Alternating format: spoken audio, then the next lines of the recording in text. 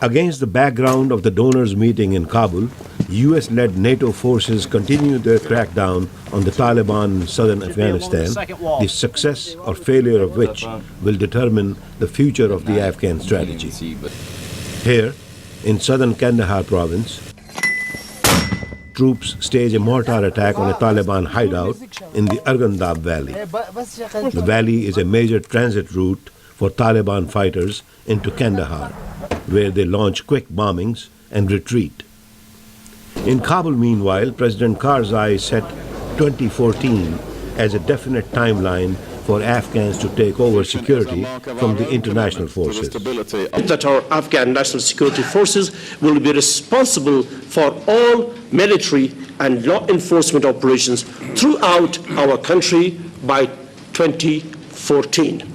UN Secretary General Ban Ki-moon said the time frame will at last provide Afghans with a chance to decide their own future. Afghanistan will now take the lead in shaping the country's future.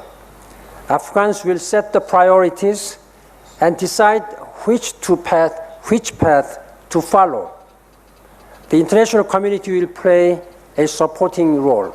Experts say the Afghan situation presents the United States with a case of contradictory needs. On the one hand, the US has to prove its commitment, but on the other, it must show that it has no intention to be there forever. Kurt Volker is a former US ambassador to NATO.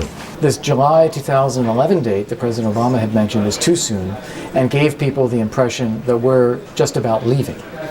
So putting something further out in the future as a horizon is important, both to show the commitment and also show the desire in the long term to leave after it's successful.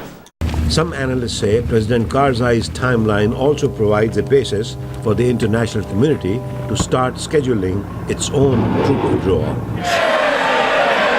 British Deputy Prime Minister Nick Clegg was the first to talk about it Wednesday, just one day after the Kabul conference. No timetable can be chiseled in stone, but we are absolutely determined, given how long we've been in Afghanistan, given that we are 6 months into an 18-month military strategy, embarking on a new political strategy, that we must be out in a combat role by 2015. The international donors at the conference also agreed to channel at least half of their aid money directly through the Karzai government, rather than through non-government aid organizations and contractors.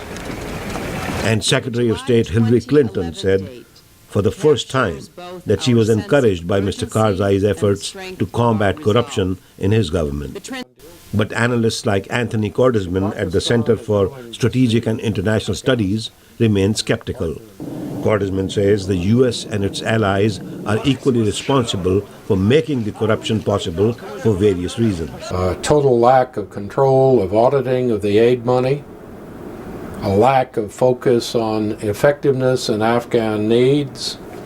Time and again, the question is to carry out a plan that suits the prejudices and desires of the capital that's giving the aid rather than what the Afghans need.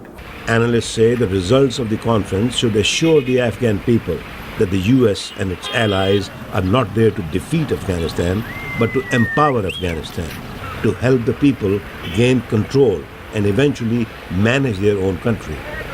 The new roadmap, they say, might just do that. Ravi, Khanna, VOA News, Washington.